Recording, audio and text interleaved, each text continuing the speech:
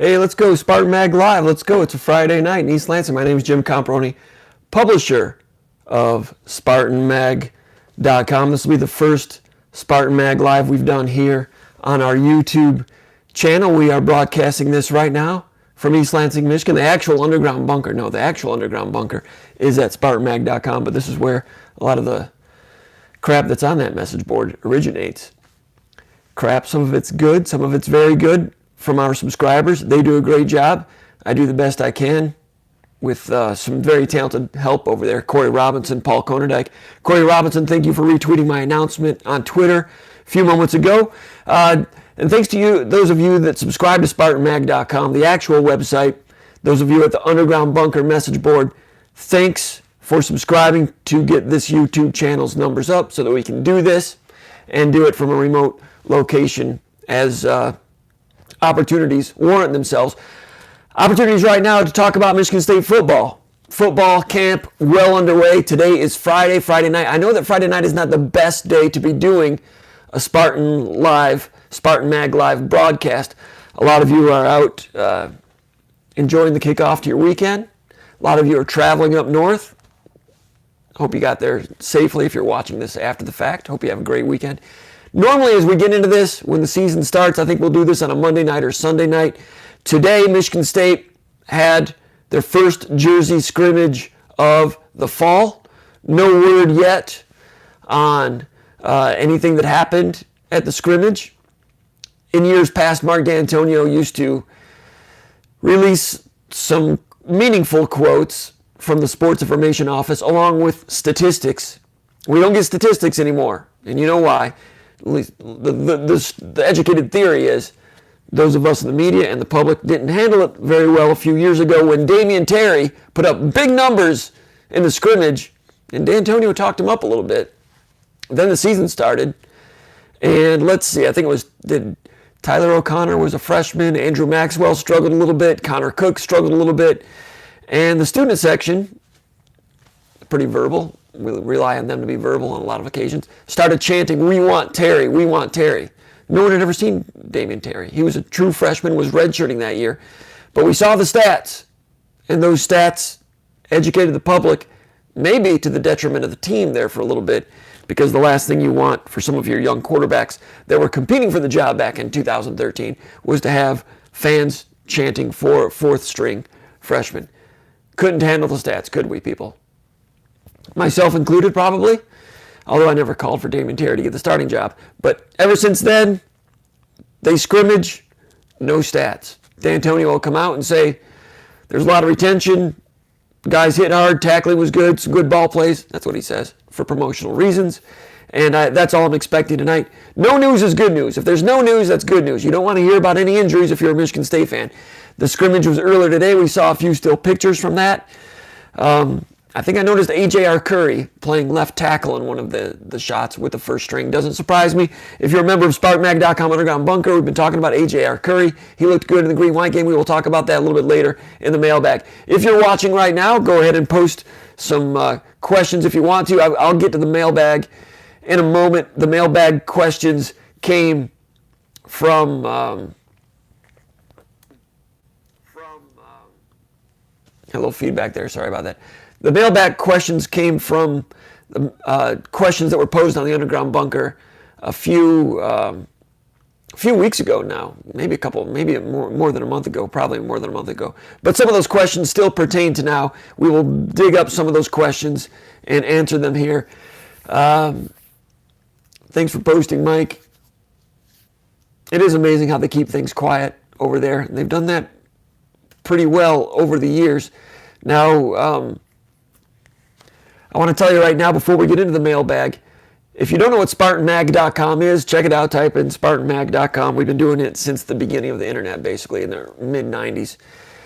And covering Michigan State football, basketball, recruiting is the main thing we do. The Underground Bunker is the message board. It is the church of what's happening now in Michigan State sports. It is the daily narrative.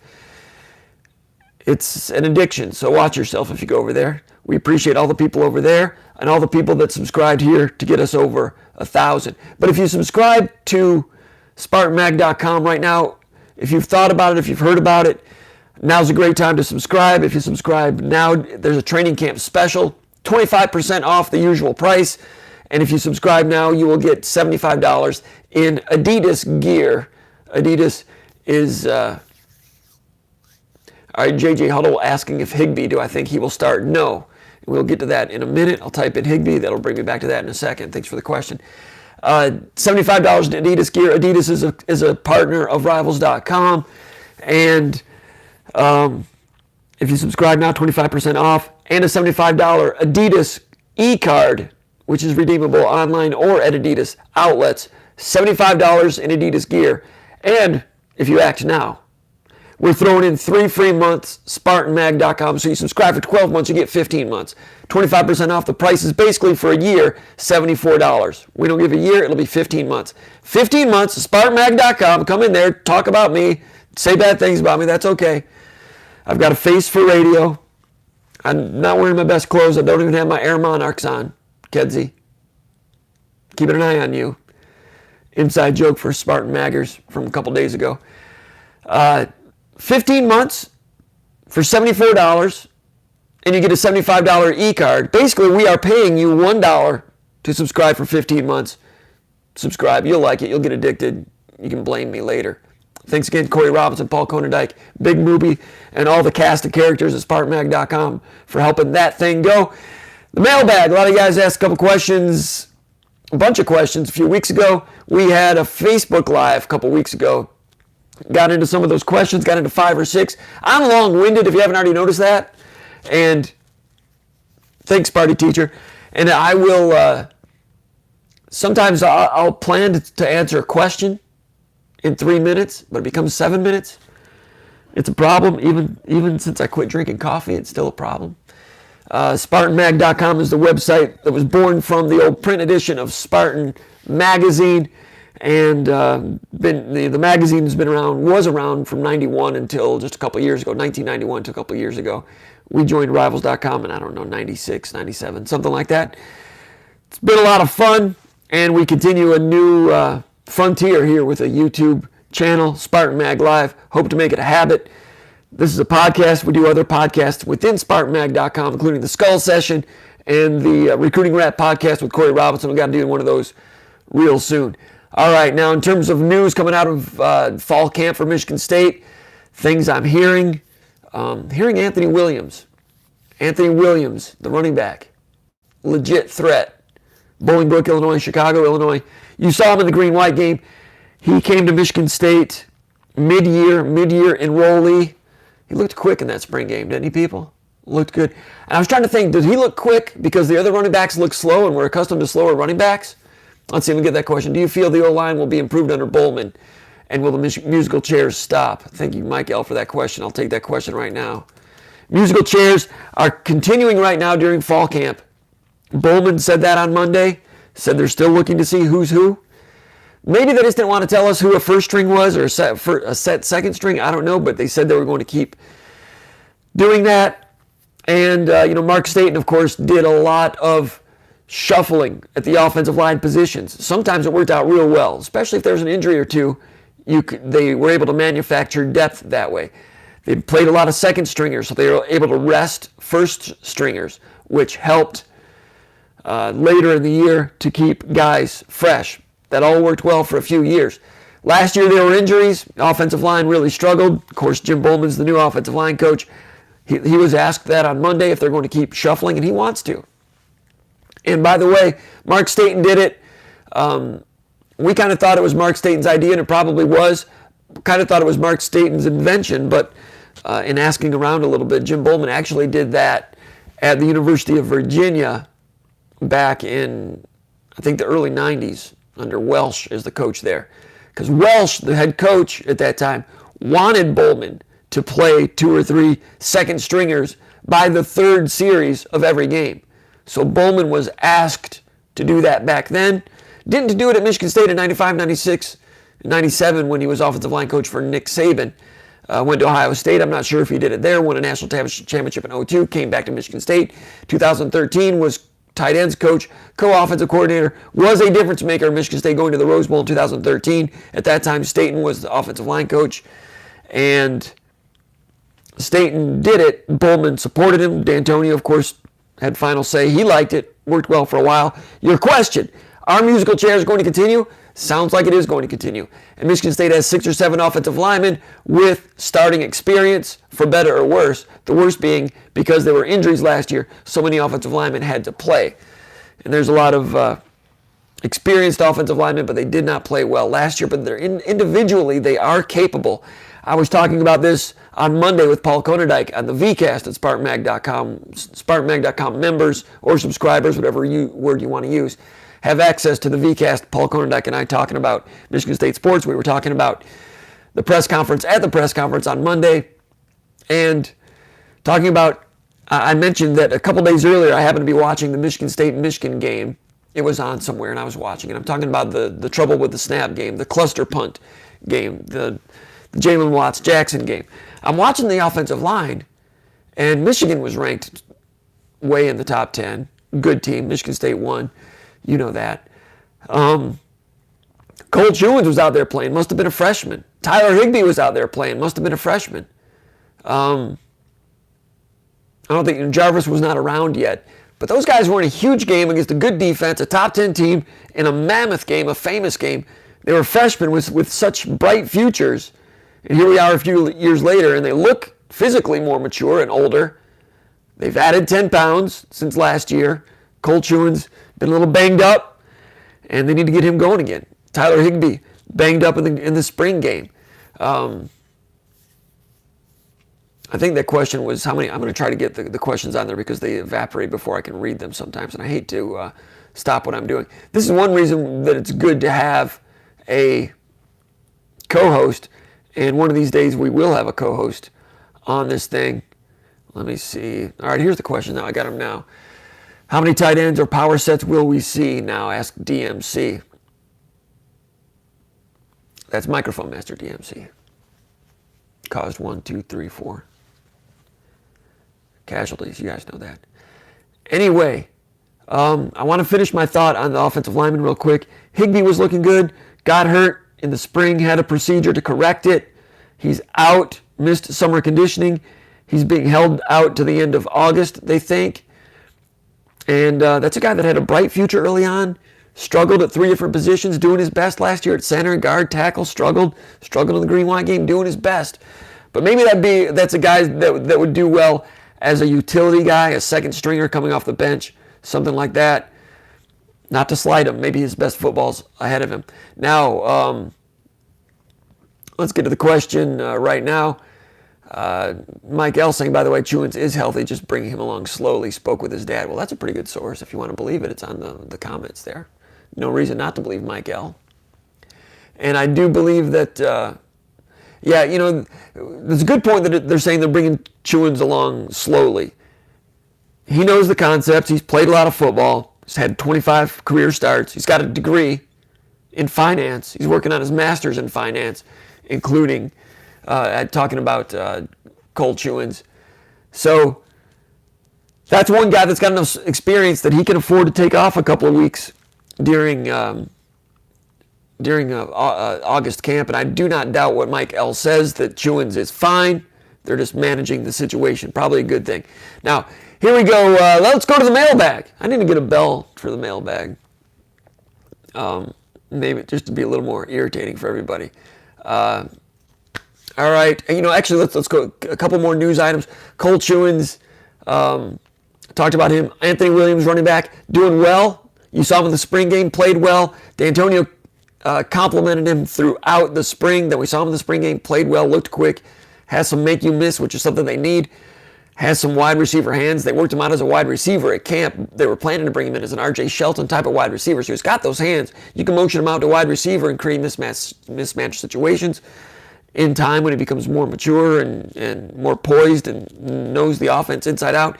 Having been there in the spring helps him immensely and could help this offense a ton, because we are hearing, and there was a post on the Underground Bunker message board at SpartanMag.com from a very good source who has inside information, who's never been wrong, who says he's hearing that Anthony Williams is repping a lot on the first string right now. That's the true freshman running back who reported and enrolled in January.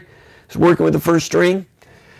Connor Hayward's a returning starter at running back. He's got a lot of flexibility too, but Anthony Williams, a legit threat, and could help put a different, a little bit more ampage into the offense, and they need it.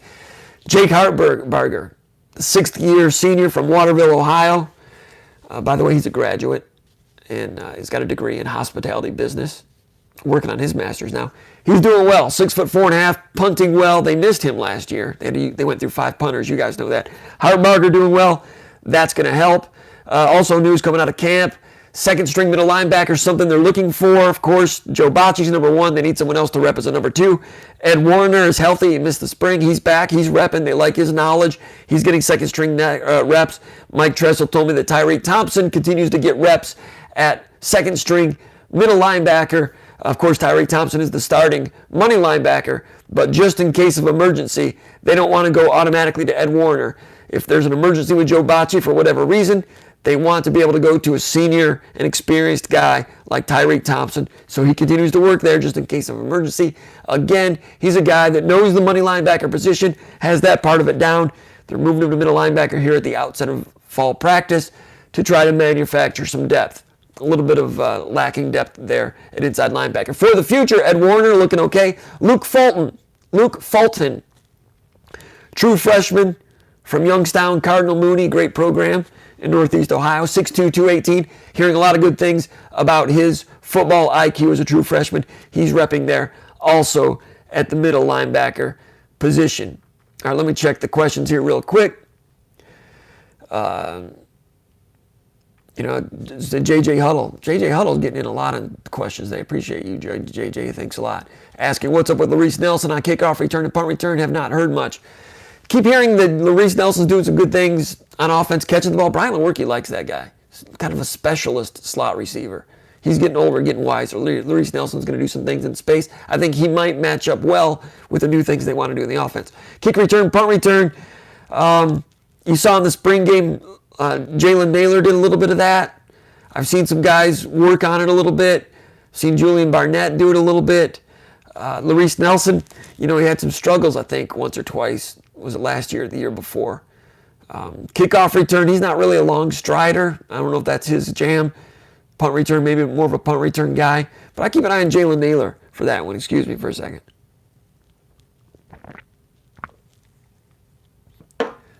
Youngstown tough, says Rick MSU. Let's go to the mailbag. All right. Question from, and these are questions from a while ago at SpartanMag.com. Just getting to them now.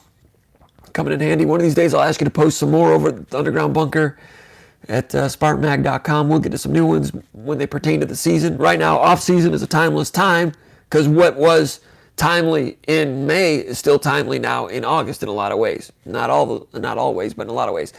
All right. This was posted by a guy over at SpartanMag.com by the name of GoGreen88, posting from Central Lake, Michigan. Central Lake. I've never heard of Central Lake. Sounds wonderful. He asks, after Kenny Willekes, which defensive ends do you see making noise, especially on the pass rush in 2020 and beyond? We had a question like this last time we did the Facebook Live session, and these answers, I won't go as long as I did last time, but a lot of the same answers. Specifically, someone asked who I thought would be number 2 in sacks this year, and I said Jacob Panasiuk. And then in the days ahead, we heard at Media Day that Mike Tressel and Mark D'Antonio and Chuck Boa all said that Jacob Panasiuk is the most improved player on the defense, maybe the most improved player on the team. Started last year at strong side defensive end. Has toned down his body a little bit and kept his weight in the high 240s. Last year, 4.5 tackles for loss, 2 sacks for Jacob Panasiuk. Now he's a true junior. He's got a feel for everything, getting physically more mature, stronger, and by all accounts, he's taken his game up a major level. Now, I've mentioned this before. I liked him when he committed to Michigan State. I liked him for one big reason, because I thought he had the strength to play strong side defensive end and hold the point of attack there. Had the frame to even move inside to become a defensive tackle if they needed that and if he grew into that. Or he could play defensive end because he had some takeoff and he had that hip flexibility, ankle flexibility. That is uncommon. There have been some good defensive ends at Michigan State that didn't really have that flexibility. I'll talk about the kid from Illinois a couple years ago that got in trouble. King was his name, Josh King. He was highly ranked, big body, but I said it when he committed, and he was a top 100 recruit, 4-star. I said unless he changes it, I'm not seeing ankle flexibility, hip flexibility on that guy. So I thought he might be a candidate to move inside to be a defensive tackle.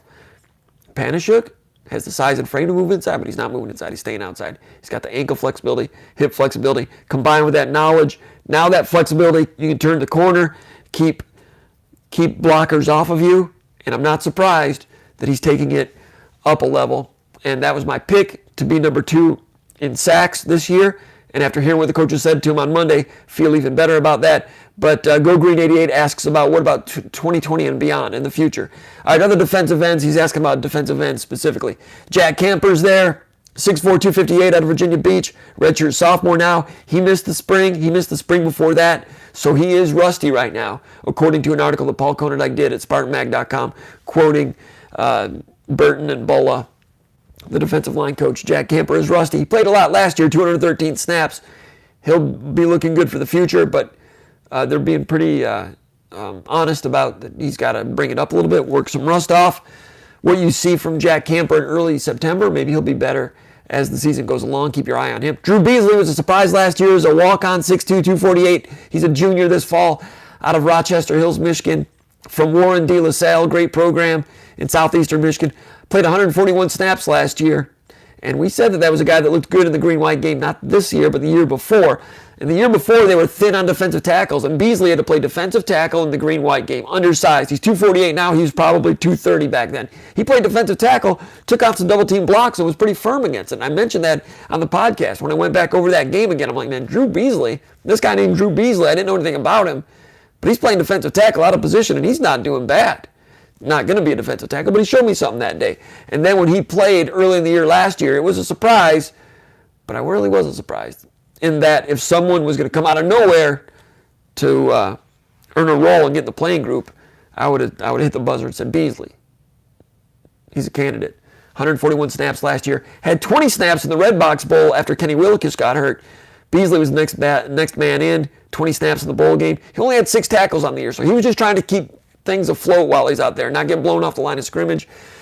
He did have a big game against Ohio State. Drew Beasley had 2 tackles that day, 1 pass breakup, fumble recovery, 13 production points that day for Drew Beasley. And he started against Arizona State. That's when Panashuk was down against Arizona State. But anyway, Beasley, he's a junior. He'll be around this year and next year. In terms of the long-term future, Panashuk 2 more years, Beasley 2 more years, Jack Camper 3 more years. And they're really happy about the true freshman, Michael Fletcher from Flint, Adam Berghorst from Zeeland. They feel really good about those guys, tall guys, athletic guys. Berghorst can turn the corner. Fletcher, we're still going to wait and see on that. When I watched him at some of the camps, still had a lot to learn about football, but he looks good. He's a good hunk of clay to work with. The flexibility was not really great in the t-shirt camps, but he's a good kid, wants to work. Arrived at Michigan State in January. That helps him now, so Fletcher's a little bit ahead of Berghorst. In other years, if they didn't have Willekes, Panashuk, Camper, and even Beasley, both of those guys would be playing as a true freshman. As it is now, maybe one gets on the field. I think they both get on the field for at least 2 or 3 or 4 games, especially if Michigan State is fortunate enough to get a lead in some games like some of you guys are calling for. But to quote Chuck Bola from Paul Konodike's story from earlier this week, he said that both of those guys, Fletcher and Berghorst, have picked it up faster than rookies usually do, unquote. They're picking it up faster than other rookies. So defensive end looks real good this year with Willekes, one of the best in the game. Panashuk getting better. Camper's going to be serviceable as the number 3. And we will see a competition between Beasley, Fletcher, Berghorst to see who's going to be the 4th defensive end. If everybody stays healthy, defensive end looks good this year.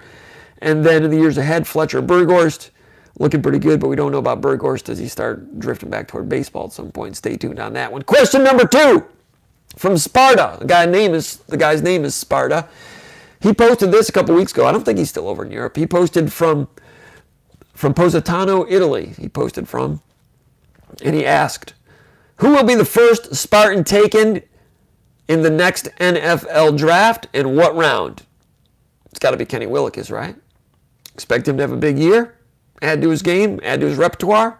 I think he found out, Willikis did, that he was going to be around a 3rd, 4th, 5th round pick this year, and he was planning to go. Then he got hurt in the bowl game. You guys know that. So Willikis, after a good year this year, I'm going to say he increases his stock. I'm saying that he's going to be 2nd or 3rd rounder, maybe 2nd rounder. Great attitude, great motor on that guy. Question number 3 from Midland Sparty.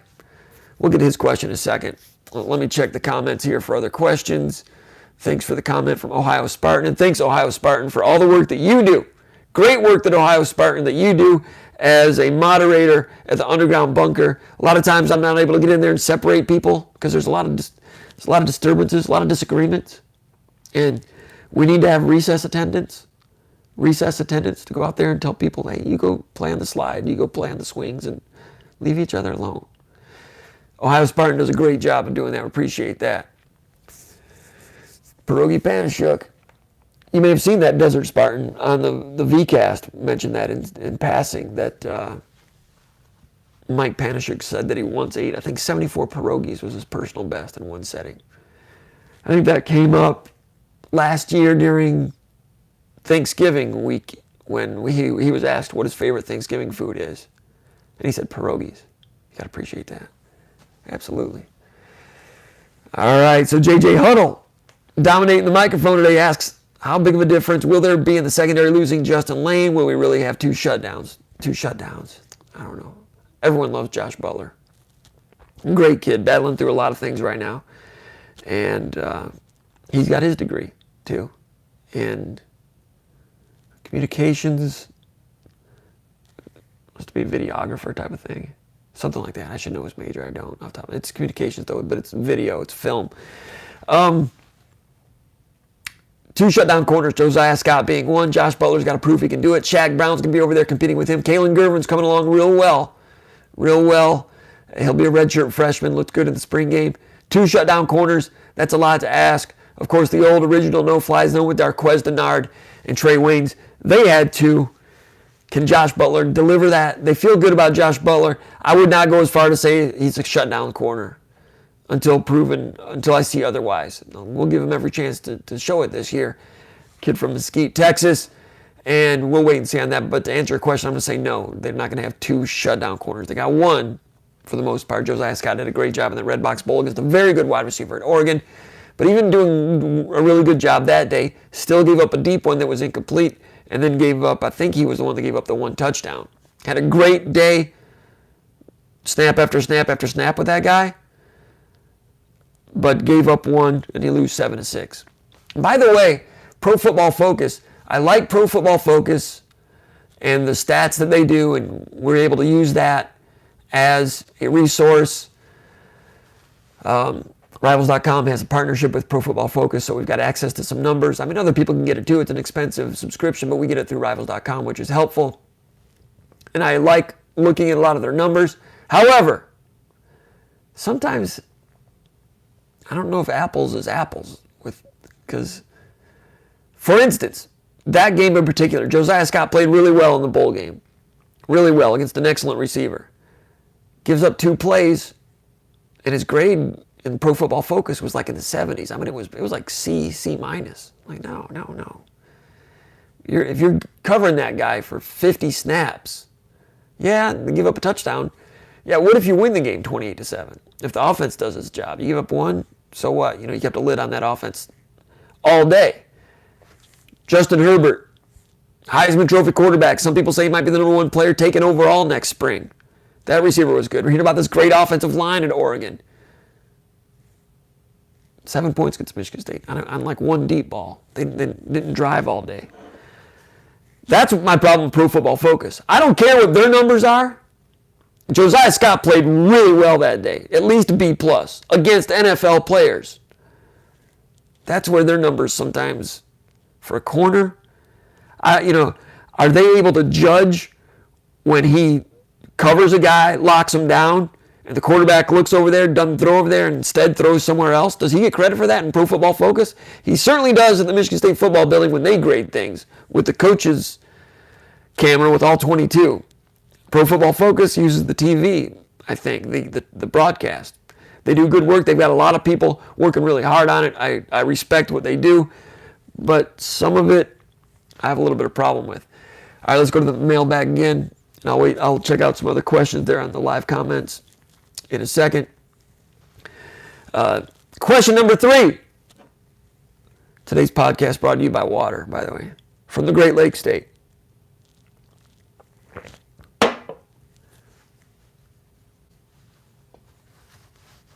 I had a comment, but I decided not to say it. I will say this, though. I've been out around the Great Lakes a little bit. People hate it when I get all go off on tangents, start talking about weather and stuff. Wait, Comparoni, what are you doing talking about weather? Well, some people kind of like it. Some people that love East Lansing and are not around East Lansing, then they might love where they are right now, but they want to hear what's going on in East Lansing.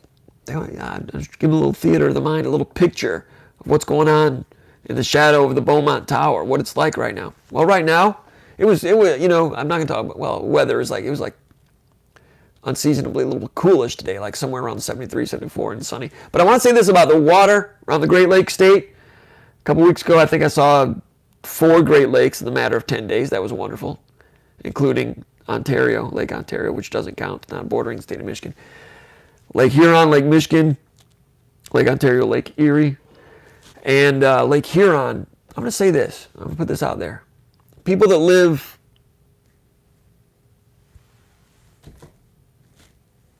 it's backwards here because the way YouTube Live does it. People along Lake Huron are great people. I've been watching the state of Michigan all my life. Consistently, I'm going to say the friendliest people in the state of Michigan are from about what is that, like Tawas, Oscoda, Harrisville, up toward Alpena. Those are friendly people, nice people, good people. Other places in the state of Michigan that has more tourism, sometimes the tourists can be a little snooty, a little snappy, right? Maybe myself included. And then the people in the service industry get tired of those people and they get a little snooty and snappy. You've seen it, you know what happens. Not over here. Not over, I don't know if I'm doing it right. Lake Huron people. I'm pro Lake Huron. Right now in the Great Lake Power Rankings, right now Lake Huron is number 1 in my Great Lake Power Rankings. That could change. From Midland Sparty. Midland Sparty is not near any Great Lakes. He's in Midland. He says he's from the Michigan State class of 1988. He asks, are Rocky Lombardi and Theo Day 50-50 for the backup role at quarterback, or is one above the other at this time? Good question. I spoke with Dave Warner about that a little bit. Spoke with Salem about it a little bit. Rocky Lombardi has the edge right now. He's got the experience. He played last year, started some games, looked real great against Purdue, against soft coverage. Struggled in other games. You guys saw it. Limited, struggled. As a redshirt freshman, other quarterbacks have struggled as redshirt freshmen and done well later in the year. Interesting comment from Brad Salem about Rocky Lombardi. Or was it Dave Warner? I can't remember which one of them told me this. I'll have to go back over my notes. Saying that Rocky does not have real big hands, which hurts him a little bit because the mechanics are not are not perfect and needs to work on those. The hand size might be detrimental toward fixing some of those mechanics. Hadn't heard that before, but Rocky, good guy, humble guy. And he was looking forward to really focusing on quarterback again this summer like he did the summer before, but really focusing on one sport, one position for the first time in his athletic life. And he knew he had a lot of work to do. And he's on it, and we will see where he is. If you're Michigan State, you got to hope that you get a hold of that Tulsa game, get control of it, and be nice if they could get Rocky Lombardi back on the field to see if he has taken some strides. Be nice to get Theo Day on the field. Theo Day, to quote, again, I can't remember which, I think it was a Warner or Salem. I think it was Warner. Saying that Theo Day is, quote, more athletic than you think. And I know what he's talking about. I saw Theo Day play in high school when Divine Child was over here playing East Lansing High School. And he played safety that day. Played safety pretty well. He compared him to a Connor Cook type of athlete. You don't realize how well he's running until he's covering all this ground. Theo Day just quietly doing his thing. And the question from Midland Sparty, are Rocky and Theo 50-50? I'm going to say they're not 50-50. Rocky's the guy right now because he has all the experience. If something were to happen, he would be the guy. But if something were to happen and Rocky were in there and they went 1 or 2 series and it wasn't working out, Would not be shocked if Theo got the call rather quickly. 2 series, 3 series, depends on how tense the situation is. But you've seen Michigan State, they'll run someone in there in a pinch. Theo Day is pushing for that number 2 spot. And I will say this, Rocky's a good guy and working at it, and he better improve because Theo Day's coming along. And the true freshman, Peyton Thorne, is coming up behind both of those guys. Really impressive in his first week at Michigan State. Dave Warner impressed with his accuracy. Accuracy, boy, that's a nice word to hear when you're talking about young quarterbacks. Peyton Thorne, accuracy. So, answer the question right now, it's Rocky Lombardi, but that race is on. And it's going to be a good one next spring. But first, we've got a football season coming up about 3 weeks. We'll see you at Spartan Stadium. Let's see. Check some other questions here. Brock Rice asks, Comp, which was louder crowd reaction, when Ellsworth made the stop on 4th down in the Rose Bowl or when Hulk Hogan body slammed Andre the Giant at WrestleMania 3? Brock Rice? I think I knew a Brock Rice at Holden Hall back in 1987.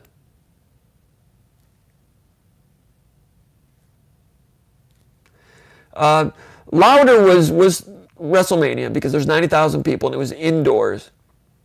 But, I was watching that live and I got the camera out and shot it just to have a little personal copy of it, and long since lost that. And my angle couldn't quite, it's funny you should ask about that because my angle, I wasn't sure, but it was noise that led me to believe that he was stopped. There's a different kind of noise when someone converts as to when the defense stops it, and it was like defense has stopped. So I could tell by the noise that the Michigan State people were yelling, and it was loud, but not as loud as the Hulk Hogan, Andre the Giant thing. And I was a little. I used to root for the bad guys back then. I was at WrestleMania 3, and I used to root for the bad guys.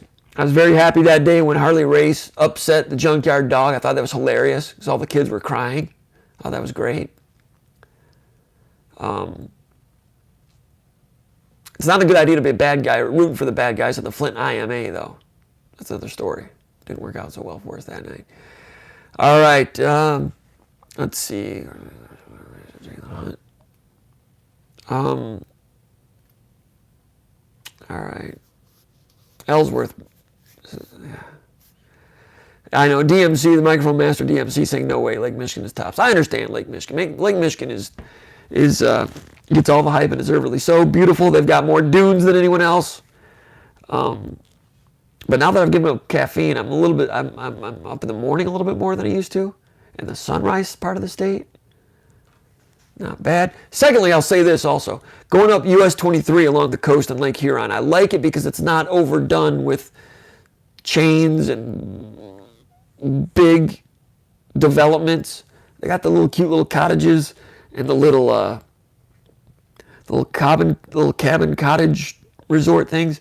It looks like something from the 1960s or 50s even, 60s. You get the idea that place has not changed a whole lot since the 60s. You almost want to get one of those Airstream trailers with one of those old Ford rounded pickup trucks. Anyway, all the Great Lakes are different. They're all great in their own way, hence the name. But and I appreciate DMC saying Lake Michigan is number one. I know that. Lake Michigan, you got Milwaukee, you got Green Bay, you got Chicago, you got you got Saugatuck, Grand Haven, you got Manistee, all the way up, and of course Traverse City, up to Mackinac, Escanaba, Menominee's up there, Highway 2 up there in Lake, up on Upper Peninsula, underrated route right there. Also, I was there a couple weeks ago. I hear what you're saying about Chicago and Lake Michigan. I hear what you're saying about Lake Michigan. It is great. Great. But my vote right now, number one power ratings, Lake Huron. All right. Let's see. Who are the 5 offensive linemen that need to win the jobs for MSU to be as good as they can be? Tony G asks. Tony G. The 5 offensive linemen that need to win. Chewins has to be in there, be healthy, be good. left tackle or right tackle. A.J. Curry is a guy we've been talking about, and that comes up in question number 4. And I liked him in the green-white game from a potential standpoint. Talking to Bowman about him this week, Bowman didn't really want to give him too much hype. Had some lower body injuries early in his career. They like the way he's coming around. They like the way he's coming around now. Stick with Chewins at left tackle. Matt Allen at center needs to keep growing, but Blake Buter keeps getting reps there, and he will get some time. But Matt Allen is serviceable. He needs to take it up a notch. Left guard's got to be Luke Campbell. Former starter. He started guard, started tackle. Started last year, I think, at right tackle. Got injured, missed most of November, vanished. He's back. Looked okay in the spring game. They need Luke Campbell to get back on track. That trajectory that he had early in his career, they need that to come together and stick as the left guard better than Tyler Higbee. That's what they need to have happen. So you need Chewins, Campbell, Allen, in my opinion. Right guard, Kevin Jarvis. Looked really good early in his career. 3.5, 4-star recruit coming in from Illinois, and played early. And then as a sophomore, looked fast. And then last year, blew a tire, got hurt, came back. And you know how it is. When you come back, you play when you're ready. You may not play when you're 100% full blast. And Jarvis, I don't think ever got full traction last year. In the spring game, I thought he was just okay. Need Jarvis to get back on that trajectory. Maybe these guys will under Bowman. Maybe that's the little straw in the stir in the drink, to use a Reggie Jackson cliche. Maybe that's what they need. Right tackle, Jordan Reed, year number 3, another guy that played as a true freshman, right? Out of Detroit Cass Tech. It's been okay, been functional. They need better than functional. All those guys have had good moments. They need them to be good all the time, every day. It's a lot to ask, but those are the 5 I would say. And then your second string. But, I didn't have Arcuri in there. Maybe Arcuri can battle Jordan Reed and take that job. If Arcuri can take left tackle and Chewins moves over to right tackle, that's not a bad sign because we know what Chewins can do. And if Chewins moves to right tackle, which is possible, and Reed gets bumped to the second string, that's a good sign if that can happen. I'm not saying that needs to happen. I'm just saying if those are the tea leaves, that's a good sign. All right. Question number 4. Marion Mambo from Mason, Michigan asks, did anything or anyone stand out on film from the green-white game that you didn't catch live? These are questions from a few weeks ago, but still, the green-white game is the most recent public practice any of us have seen. And it's a good middle-of-the-year litmus test to see if anyone's taking it up a notch. And it'll go back to the guy I mentioned a moment ago, A.J. Arcuri, 6'7", 306. I feel like I'm talking about him too much, but maybe that's because I don't think anyone else is talking about him. I'm not sure anyone else noticed how solid he was at left tackle in the spring game. Yeah, and a lot of it was against walk-ons, but just being a 6'7", 306-pound guy who's big guy with long arms, well-proportioned at 306, moved well laterally, was able to punch and sit down in his duck position, as Stoutland used to call it. I'm like, man, that guy looks like a bona fide offensive tackle. Talking about a guy that's only played 12 snaps in his career. I'm like, for a guy that's only played 12 snaps in his career, that guy looks like he's on the rise. So that's something I didn't notice live. I noticed he was playing left tackle, but I didn't get a chance to zero in on it until I went back and looked at the TV tape. And he was looking good to the point where I rewound it. I'm like, man, over and over. And he went against Panishuk once or twice. The rest of it was against walk-ons mostly. Willikus, of course, was out. Camper was out.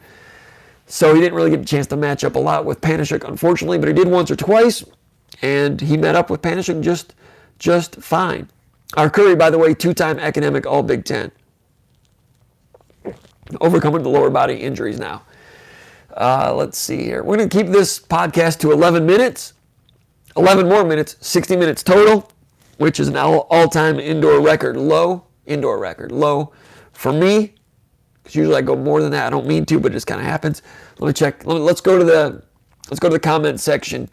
Again, Rick MSU's being a wise guy. Tony G. Which freshman do you expect to play more than 4 games this year? I'm never any good at that. I'm never good at that. I didn't see Grayson Miller coming out of nowhere to do it back 4 years ago. A lot of times it's those guys that they need on special teams that you're not expecting. And they need help at special teams because they graduated 3 guys, 4 actually, that played a ton of snaps in special teams last year. Grayson Miller and Morrissey, Bola, and Matt Sokol. Those 4, each over 200 snaps apiece, special teams on all the special teams. They're gone. So somebody needs to play. And those guys, Sokol's a tight end, Bola's a linebacker, Grayson was a slot linebacker, former safety, and Morrissey was a big safety. Those are middleweight guys, guys that weigh somewhere between 200, 220. Sokol's bigger than that. But those guys that can run around, tackle, you need those guys. So Luke Fulton, true freshman, linebacker. They like his IQ. Would not be shocked if he gets on the field. I asked Mike Tressel who are some of the people that need to take those spots, and the first people that come to mind are people like Jess Lord Boateng, who redshirted last year, and there's some others. But look out for Marcel Lewis, linebacker from Clinton Township. They like the way he's hitting. I loved his film as a high school kid. Big thumper, best thumper in this class, the incoming class from Michigan State. That thumping ability has carried over. They've seen it already in camp. Someone like Tate Halleck, not being talked about. Guy with linebacker safety ability. Comes in with that football IQ.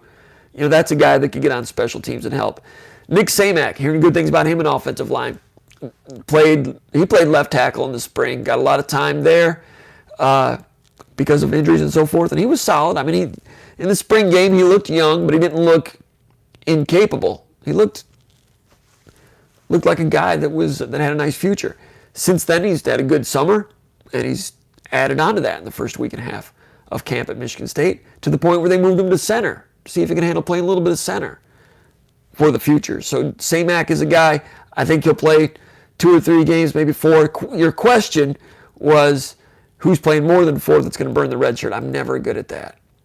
It's always people I'm not expecting. Of course, Julian Barnett's a guy that they want to get into the mix at wide receiver to make sure they're not low on wide receivers. But they do have 5 or 6 guys, and if everybody stays healthy, they may not need to play Julian Barnett more than 4. Brandon Wright's the running back. They've got some other running backs ahead of him. They're trying to figure out exactly, what he is. Devontae Dobbs, I asked Bowman about him. He's the big 4-star offensive lineman from Belleville, and Bowman really likes him as an athlete. Got work to do, but they like his athleticism. I don't think he'll be ready to play more than 4 games this year unless there's problems, and you don't want problems. So not a big class, 19 guys? And, one of them is Bomeister, the kicker, so 18 position players. Then you've got the quarterback that gives you 17. So not a lot of players to really look at. Someone like Maverick Hansen, a defensive tackle, they're not going to need any help from a defensive tackle. There's no way that he would play more than 4 games. So, I think it's going to be some of those special teams guys. Fulton, the linebacker from Chippewa, and maybe Tate Halleck. I've not heard anything about Tate Halleck yet, but those type of guys have an opportunity for sure. All right, let's see. Let me check the questions here a little bit. All right, Desert Spartan says, I get the feeling that the coaches are very, very confident in this year's team. I agree. They're always somewhat confident, but there's a different level of confidence this year. Some of that is born out of the physical ability of the guys. Some of it is born out of the fact that they've got a lot of proven players. So many returning starters. You don't get credit for, no one's giving them enough credit for having a returning quarterback like Brian Lewerke, because everybody judges Brian Lewerke based on what he did in the last 7 games last year. I mean, if that guy's right, he is more than proven. Darrell Stewart last year played hurt all year. 50 catches as a sophomore. I think he could be a dynamic inside slot receiver, and no one's really talking about him. He played hurt last year. Cody White played hurt last year, broke his hand, missed half the year. So you look at the stats, it's like, who are these receivers if you're not a Michigan State person or observer? But the coaches, here's the point, the coaches know these guys are proven. They know what Darrell Stewart can be. They know what Cody White can be. They know what Lewerke can be. They know what Chewins can be, and Jarvis, and Allen, and Luke Campbell. It's not like they're, as Bill Miller used to say, whistling through a graveyard hoping that,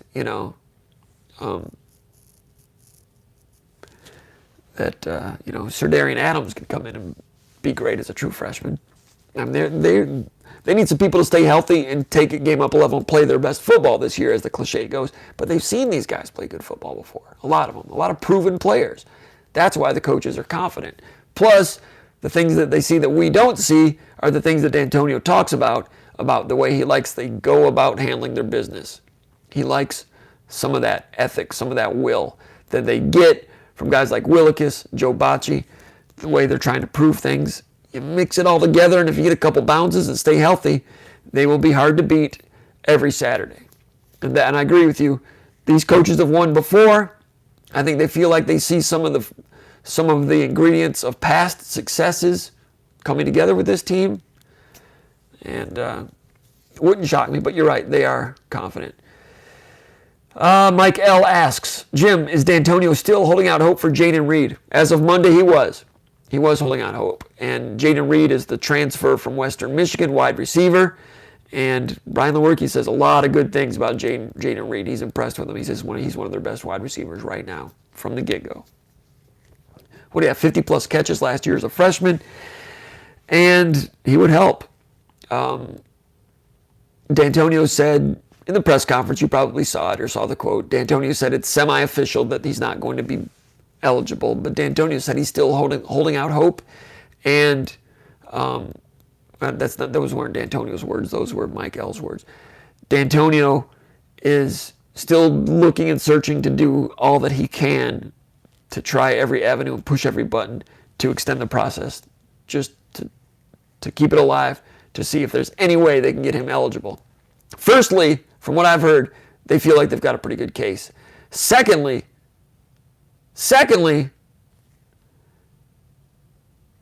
I'm going to use not a bad word, but kind of a scuzzy word, as we say in the household here. I think they're pissed off. If that language is too strong, I apologize. I think they're pissed off because some of these teams that they play against, like Ohio State, quarterback just comes right in. Immediately eligible. Last year, they lose to Michigan, quarterback just came right in. Michigan probably still wins that game because Michigan State was so injured, but if they didn't have Shea Patterson last year. But they had him. And, Miami's quarterback came in from Ohio State. He might have been a senior. But when they talk about the have and the have-not thing, I agree with D'Antonio in some ways, but I think in other ways, I think he's frustrated about some stuff like that. It's one thing if you don't get the kid. It's another thing if you've got to play against kids that get a free pass. Do not pass, go. Go straight to the playing field, that type of thing. So, yeah, they're pissed off. And they want to get the kid out. They think he's got a good case. Someday maybe that'll come out. Strong language. We try to stay away from that in our podcasts. I used to use foul language back in the old days, and it just sounds bad. Conan Dyke, I think he's got a streak of 3 straight podcasts without foul language. I think before that he had like 24 straight. We're working on it. He's doing good. I listen to a lot of podcasts, and I cannot believe how free and easy people are with bad language. Foul language, the F word, S word. And that's okay if it's Podunk Joe's podcast, the Podunk podcast like this one. But I'm talking like the Sports Illustrated podcast. Whoever that bozo is that does the podcast for the media podcast, the media podcast for Sports Illustrated. I listen to it because I like to listen. I like to hear informed people talk about sports media, and he is reasonably informed. He's a New York guy. I mean, every 5th podcast is about pro wrestling. How'd that guy get that gig? Maybe he was a good reporter someday. I don't know. Look it up. Listen to him. I don't even know what his name is. He's talking about pro wrestling like every 5th podcast on the Sports Illustrated media podcast.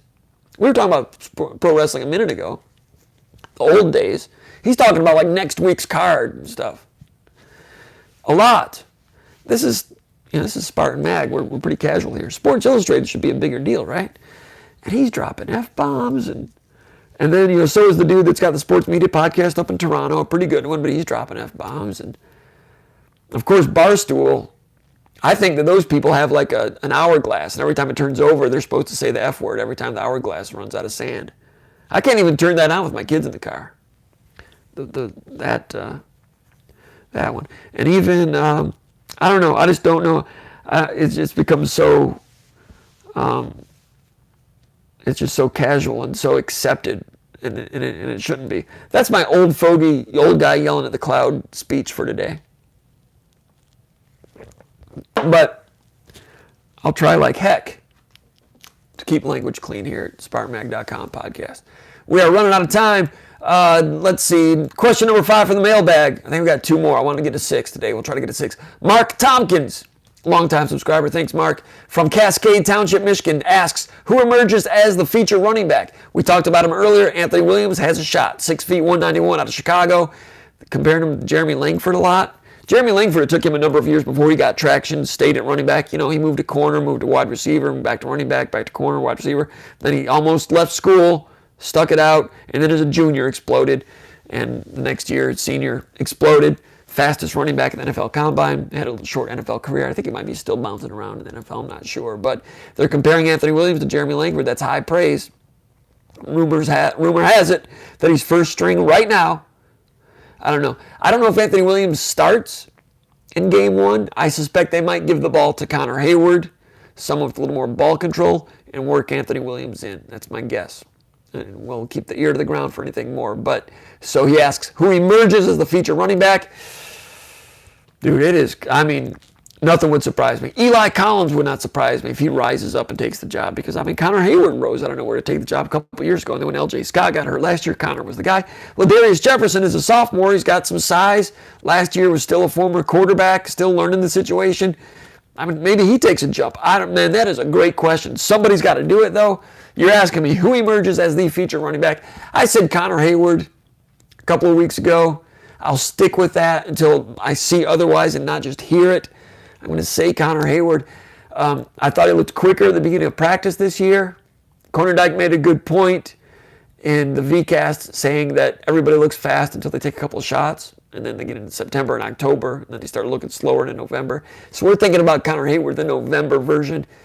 I'm going to stick with Hayward, the junior. He can catch the ball, physical. He's got to be able to break more tackles now. You remember against Minnesota when he broke that tackle on that kick return 2 years ago as a freshman. Got to see more of that, running over people for an extra yard, making someone miss. I don't know if he's got that ability. He needs to demonstrate it. If he does, that can take him to the next level. I'm going to still say Connor Hayward, but you'd be right to go with the field because I don't know who it's going to be, but it's got to be somebody. Last year, nobody really did. I mean, Hayward was the guy, 500 yards, but there wasn't really a feature back. But Anthony Williams is the stock on the rise guy right now. Question number 6 from L. Lennox from Saginaw via Greensboro, Georgia. He asks, this is a long one. He says a long question. He says, small class, small class, small class. Seems like year after year this is the box that Michigan State recruiting is in. Small recruiting class, small recruiting class. 15 recruits, maybe 18, maybe 19 new scholarship recruits. He says, the NCAA max is 25, right? And our prime competitors in the NCAA and the national championship contenders seem to sign 25 plus almost every year. I've been taught and believe that that's true. And if that's true, this is not a good business model for sustained success, says L. Lennox. Am I mischaracterizing the situation? If not, is there talk that the staff will rethink recruiting strategy, when and what and how? That's from L. Lennox from Saginaw via Greensboro. You're exactly right. The reason Michigan State always has a small class is because they don't run people off. People that are third string as a junior and other programs get forced out of the program, out of meritocracies. They become roadkill. Alabama's famous for doing that. Michigan's famous for doing that. They move them out, like you're saying, Michigan State's competitors, so that those programs can continue to recruit 25-25. When Michigan State played Alabama, I can't remember if it was the Capital One Bowl or the College Football Playoff. It'll be backwards. One of those times I did the research on Alabama's roster and how many recruits they signed the previous 5 years that built that team, and how many recruits Michigan State signed during that same 5-year period. During that 5-year period, Michigan State signed like 88. You're allowed 85, but if you get some attrition, whatever, something like that. Alabama was like signing people and running them off, signing them, running them off, signing people, making cuts, signing people, making cuts. And after 5 years, they had signed like 120 guys in a 5-year period. 110, something like that. Whatever it was, my main point was the discrepancy between those two programs and how many players they signed in a 5-year period. It was like Alabama had signed like 30 more players, which was like the exact same difference between Division I and Division I AA. Division I is, you know what Division I is. And Division I AA, now they call it the FCS. That's, New Hampshire, Villanova. Who are some of the programs in that? It used to be Youngstown State, Georgia Southern, are they in there? 1 AA. I mean, Michigan State plays FCS. Who do they play? Jacksonville State. The difference between FCS and FBS is about 30 scholarships. 85 compared to about 60. Those are 60 scholarship schools. Big Ten schools are 85 scholarship schools. Division I schools are 85 scholarship schools. But they play 65 scholarship schools, Division I AA schools. Well, Alabama was 110 scholarship guys. The same difference. So it's like Michigan State is playing a team. And that's just, and they've got great access to athletes down there. Everybody knows that. And the tail wags the dog. They can do what they darn well please, whatever they need to do to get recruits. And they talk a good game, but in terms of launching your careers and discipline and academics, I'm sure they do some of that down there. But just the raw numbers from the get-go was not an even playing field. And other, of course, Alabama, a great football team and all that stuff. You guys know that. But your point is well taken. Michigan State continually, they do not run people off. And they will have a guy that's a fifth-year senior that never gets on the field.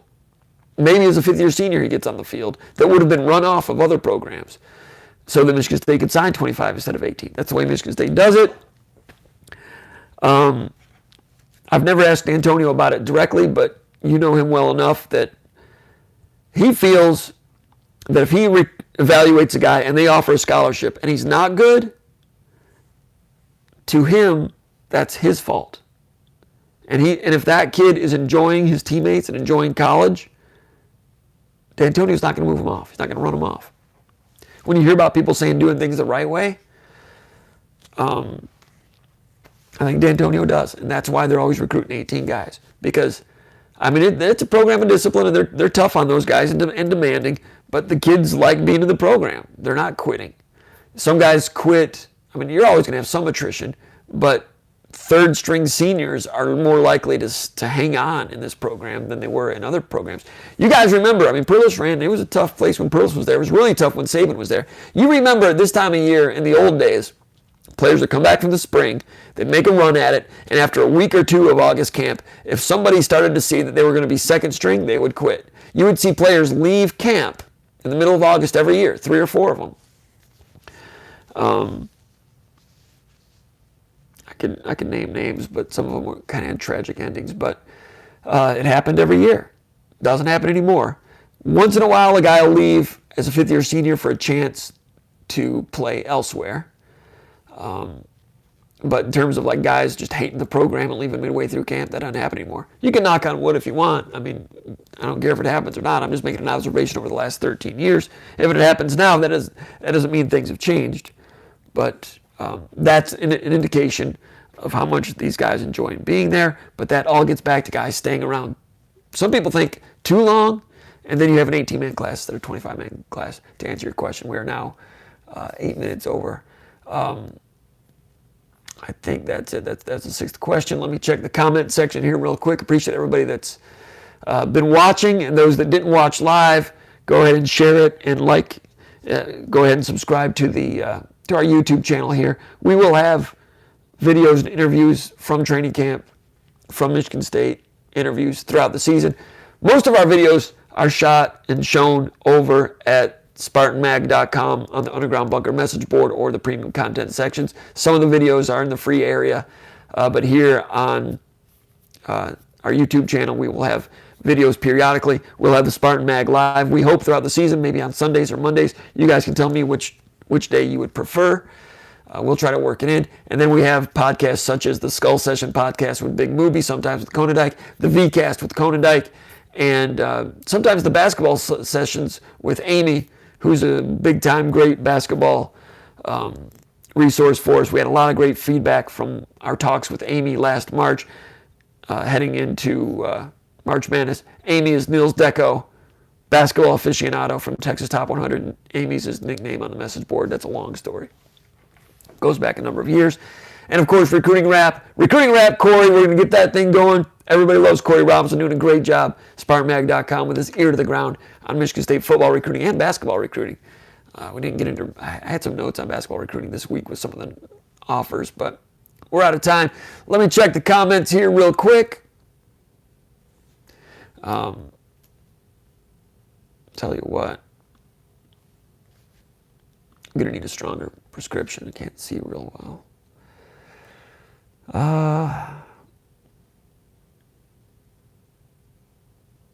That's about all. Chase Dunford. Yeah, Dunford left. Dunford was part of, he was part of D'Antonio's very first class, right? O.L. Tuck mentions Chase Dunford as a guy who left. Dunford was here for 3 days. And college was not for him, whatever it was. May not have even been here for 2 days, 3 days, gone.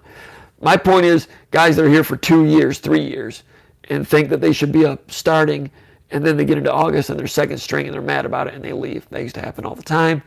That particular type does not happen at Michigan State. Not very often. I haven't seen it.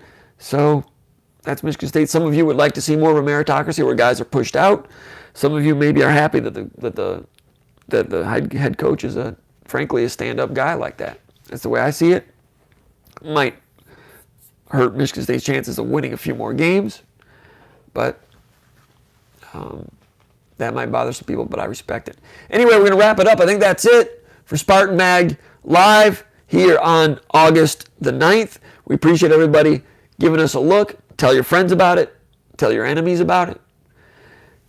And we hope we get bigger crowds here and having a lot of fun. Appreciate the questions that came in. Appreciate the questions on the mailbag over at the Underground Bunker. If you're not a subscriber to SpartanMag.com, go check it out. We'd love to have you over there. And that's it from East Lansing, Michigan. My name is Jim Comparoni. You've been watching Spartan Mag Live, powered by SpartanMag.com.